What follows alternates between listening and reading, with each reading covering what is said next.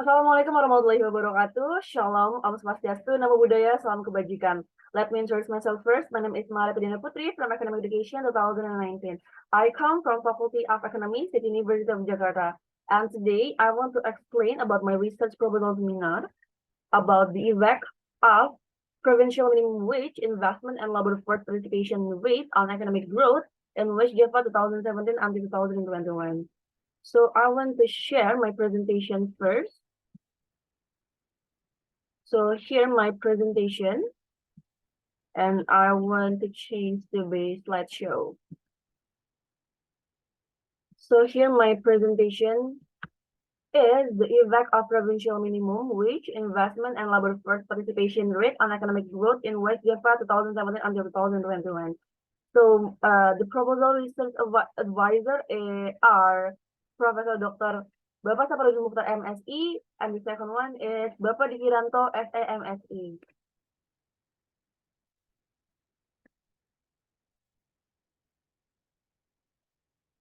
So there are 6 topic discussion. The first is background of research. The second one is research question. The third is literature review.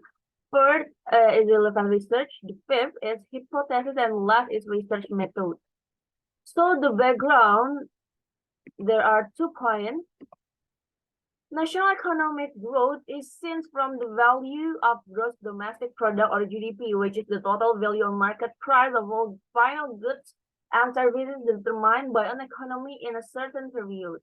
And for a region or region in a certain period can be seen from the regional domestic product data growth or GDP, both at current prices and at constant prices. And it comes from BPS 2021A. And the second sentence in paragraph in 2021, the population of Java province is 48 million people with a density of 1,079 people km2. And based on the BPS census in 2010, the population in West Java is the province with the first largest population in Indonesia. The original population is the Sundanese tribe. West Java is the heart of Sundanese culture or commonly referred to as the Tatar Sundanese or Pasundan together with the province of Banten. Although many immigrants have settled and live from various other ethnic groups in Indonesia, especially in Jakarta metropolitan area, and have immigrated to Cirebon since century ago.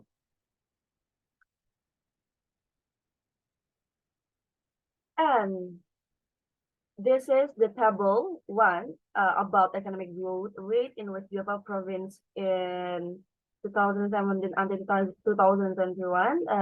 This is 5 year that I got, and this is 2017 is 5.35 growth rate, and then 2028 5.64, and the 2019 is 5.2 of growth rate, and 2020 is minus 2.52, and last in 2021 is 3.74. And based on table 1 above, West Java province has the potential for economic growth, which is quite volatile from 2017 until 2021. And West Java's economic growth in 2019 grew by 5.2%, slowing compared to 2018, which grew by 5.64%. Then in 2020, economic growth in West Java was affected by the COVID pandemic, which caused economic growth to fall to minus 2.52%.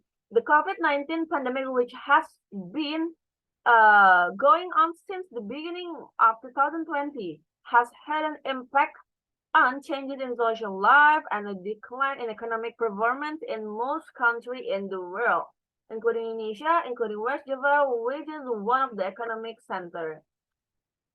And based on the description above, the authors are interested in conducting research to find out more whether the provincial minimum wage, investment, and labor force participation rate variable affect economic growth in West Java province. Therefore, the author conducted this research with the title "The Influence of the Provincial Minimum Wage Investment and Labor Force Participation Rate on Economic Growth in West Java in 2017 until 2021. So here the first of research question. The first is there any effect of the provincial minimum wage variable on economic growth in West Java 2017 until 2021? Is there, and second one is there any effect of investment variable on economic growth in West Java 2017 until 2021? The third is there any effect of the labor force participation rate variable on economic growth in West Java 2017 until 2021? And last, fourth is there any effect of the provincial minimum wage investment and labor force participation rate variable on economic growth in West Java 2017 until 2021? So here the literature review, the first variable is provincial minimum wage, according to Angga and Fikriya in 2020, which are the basic salary given to workers as a remuneration for work done and as motivation to work in the future. Meanwhile, according to Wasila Putri 2016, the provincial minimum wage is the lowest monthly wage consisting of a basic wage including a fixed allowance set by the provincial government with the unit years, namely rupiah.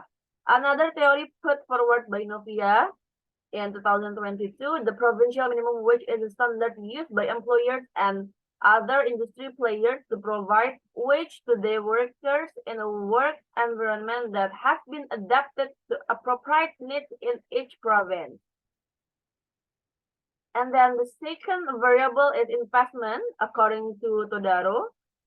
Investment plays a crucial role in driving a country's economic activity. This is because capital formation can increase the creation of new jobs, so the production capacity in the country also increase and has an impact on increasing national income. Based on economic theory, investment means the purchase of expenditure of means of production and capital goods which are used to exchange, especially increase the capacity of the economy to produce existing services or goods. For example, industrial development, clearing land, and studying at university. In other words, investment means spending activity to increase the production capacity of the economy. So the third variable are labor force participation rate, according to the Solow-Swan theory. Economic growth depends on an increase in the supply of factor of production, such as population, labor, and capital accumulation, and is related to the level of technological progress. This theory is more developed for the changing level of capital production. The combination of capital with a different workforce can be utilized when a number of outputs can be produced. Manpower is the key for factor driving development. The number of workers will continue to change every year. This is because demographic process also continue to occur.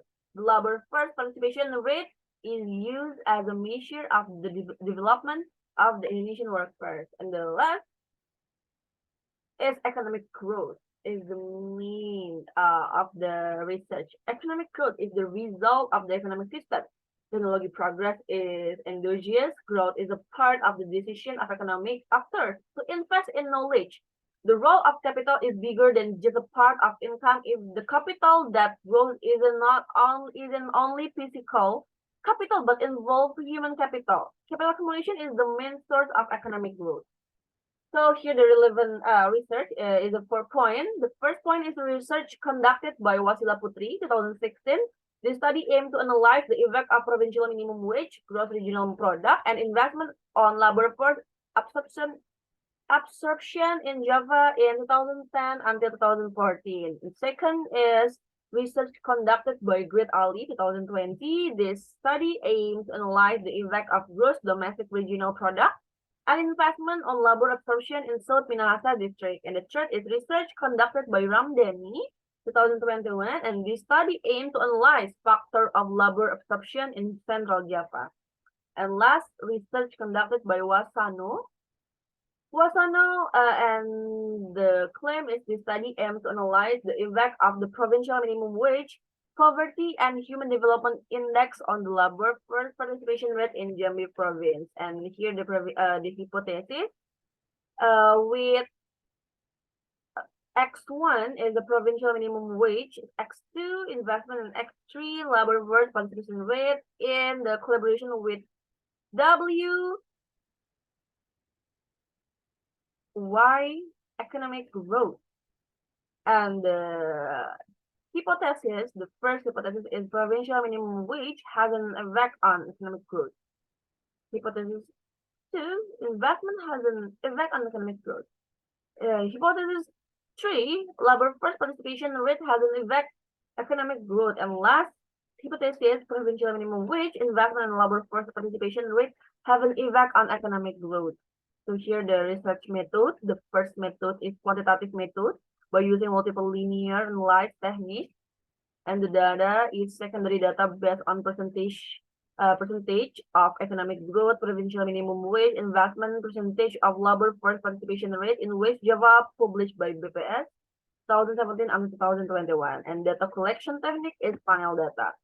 So the population and sample is the population in the study were 227 district or city in West Java, and the sample with the purposive sampling was chosen by determining the sample in the study, which is a logical sampling technique that will represent the population with the certain criteria based on the completeness of the data. The sample used in the study were 27 district or city in West Java. So here operational definition of variable. The first X is provincial minimum wage. The provincial minimum wage is a measure using provincial minimum wage data or million rupiah, which applies to 27 city in West Java according to BPS period. And provincial minimum wage is determined based on decent living needs by taking into account productivity and economic growth. And the second one is investment. So investment includes increasing stock of capital or goods in a country, such as building production facility and increasing the stock of goods in 1 year. And investment is a step at the expense of future consumption. In addition, investment can lead to capital accumulation, increase the country's production potential, and foster long-term economic growth. And the third is the labor force participation rate. And the Central Statistic Agency state that TPAK, or labor force participation rate, is the percentage of the population age 15 years and over among the economically active workforce in a country origin. The higher the LFPR, the greater the supply of available labor to produce goods and the service in the economy. And last, economic growth. The main of research is economic growth is measured using the percentage of economic growth in 27 regency or city in West Java through Central Bureau of Statistics data for the period 2017 until 2021. So data analysis technique is application using with EVIUS 9, and according to Hardani 2020, multiple linear analysis technique are used to measure the effect of two or more independent variable on a single dependent variable, which is measured on a ratio scale. And this is the regression model in linear form with the growth MP, ENP, and TPAK. And panel data regression analysis begins with determining the best estimation model to be used by going through a series of tests so that it can be used. The test steps that must be carried out are the first, common effect, 2, fixed effect, 3, random effect. So for selecting the most appropriate estimation model among, or PEM, CEM, REM, there are 3 tasks were carried out. The first is show test, 2 is Hausman test, and the third is long range multiplier test. And the application used is EVIUS 9. So last is data analyze technique with application use VS9. Test classic assumption is the fourth. The first is normality test. The second is multicollinearity test. The third is autocorrelation test. Fourth is heteroscedasticity test. And the hypothesis test. First is t-test to f-test. And the last determination coefficient test. So there are my explanation about my research proposal seminar. Thank you for hearing me my research proposal seminar. Thank you very much. So I want to say goodbye. Thank you and good day.